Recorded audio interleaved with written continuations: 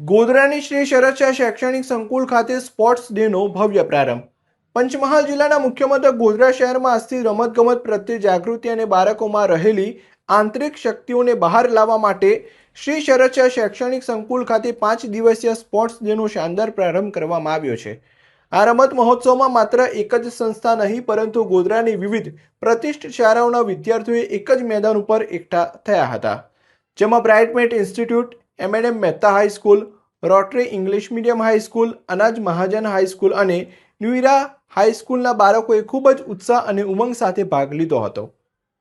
આ sports day આગામી 5 દિવસ સુધી ચાલશે, જેમાં દોડ, કબડ્ડી, ખોખો અને લાંબી કૂદ જેવી અનેક ઇન્ડોર અને આઉટડોર રમતોનું આયોજન કરવામાં આવ્યું છે।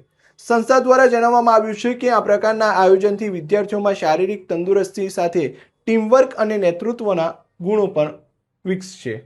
હાલ તો ગોધરાના રમત મેદાન ઉપર વિજેતા બનવા માટે બાળકો વચ્ચે જોરદાર રસાકસી જોવા મળી રહી છે।